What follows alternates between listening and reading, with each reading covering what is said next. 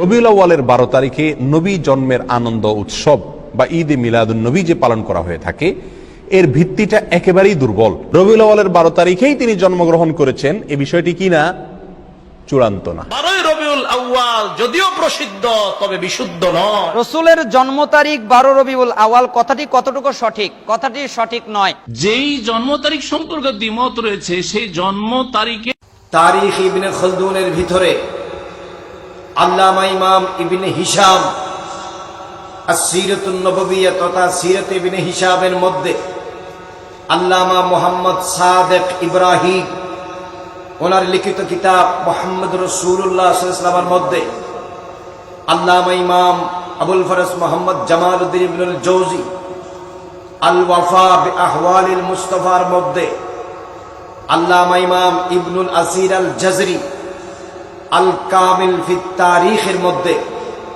আল্লামা ইমাম আন্দুলুসি উয়ুনুল আসরের মধ্যে আল্লামা ইমাম আবুল ফেদা হাফেজ ইমাদউদ্দিন আল মশহুর বে ইবনে কাসির সাহেবে তাফসীর ইবনে কাসির সিরাত ইবনে কাসির তথা ওনার লিখিত সিরাতুন নববিয়্যার মধ্যে আল্লামা ইমাম শিহাবুদ্দিন আল কুস্তুলানি আল মাওয়াহিবুল লুদুনিয়ার মধ্যে আল্লামা ইমাম আব্দুল বাকি জুরকানি শারহুল মাওয়াহিবের মধ্যে আল্লামা শেখ আব্দুল্লাহ মুহাদ্দিস দেহলভী মা সাবাতা বিসুন্নাহ ওনার আরেকটি কিতাব মাদারিজুন নবুওয়াতের মধ্যে এবং আল্লামা ইমাম ইবনু সাদ মুহাম্মদ ইবনু সাদ আত-তাবাকাতুল কুবরার মধ্যে আল্লামা মুহাদ্দিস বাইহাকি ওনার লিখিত কিতাব দালাইলুন নবুওয়াতের মধ্যে এভাবে অসংখ্য কিতাব, বিশেষ করে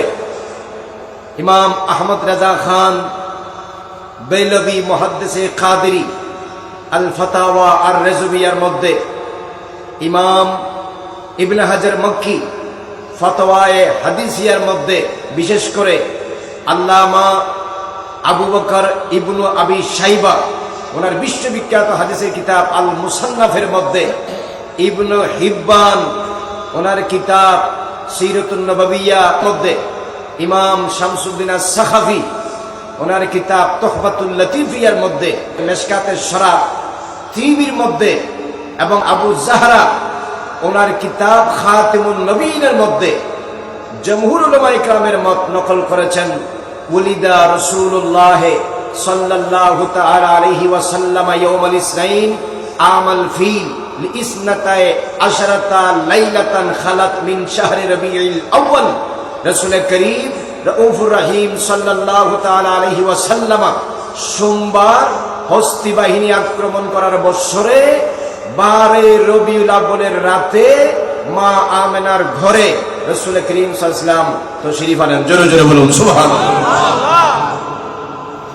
আর যত মতামত আছে সব মতামত ক্যান্সেল। এটার উপর উলামায়ে কেরাম এমনকি আল্লামা ইবনুল জৌজি এটার উপর ইজমা বলেছেন এবং মিশকাতুশ শরাহ তিবির মধ্যে আছে ওয়া আলাইহি আমালু আহলে মক্কা ফি ইয়াউম বিলাদাতিহি।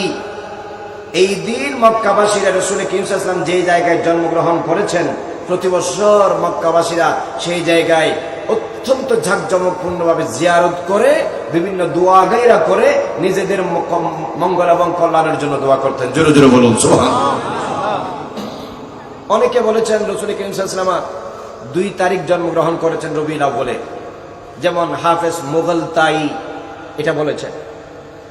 অনেকে বলেছেন রাসূল করিম সাল্লাল্লাহু আলাইহি ওয়াসাল্লাম 8 রবিউল আউয়াল জন্মগ্রহণ করেছেন, যেমন ইমাম কুস্তুলানি এই মতটাকে প্রাধান্য দিয়েছেন আরেক রিওয়ায়াতে। অনেকে বলেছেন রাসূল করিম সাল্লাল্লাহু আলাইহি ওয়াসাল্লাম 9 রবিউল আউয়াল জন্মগ্রহণ করেছেন, যেমন মাহমুদ পাশা মিশরি উনি এই মতটাকে গ্রহণ করেছেন। কিন্তু এই মতগুলাকে ছাপিয়ে বাদ দিয়ে ডিসকাস করে আলাপ আলোচনা করে তাজকিরা করে বহস করে সামনে রেখে উম্মতের বিজ্ঞ জাস্টিস উলামায়ে আহলে সুন্নাত এই কথার উপর ঐক্যমত করে কিয়ামত পর্যন্ত আগত মানুষদের জন্য ডিক্লারেশন দিয়েছেন, যত মতেই থাকুক না কেন রাসূল করিম সাল্লাল্লাহু আলাইহি ওয়াসাল্লাম 12 রবিউল আউয়াল শরীফ দিনে সোমবার মাস রবিউল আউয়াল 570 খ্রিস্টাব্দে বা 71 খ্রিস্টাব্দে হস্তি বাহিনী আক্রমণ করার বছরে রাসূল করিম সাল্লাল্লাহু আলাইহি ওয়াসাল্লাম দুনিয়াতে শুভ আগমন করেন। জোরে জোরে বলুন সুবহানাল্লাহ।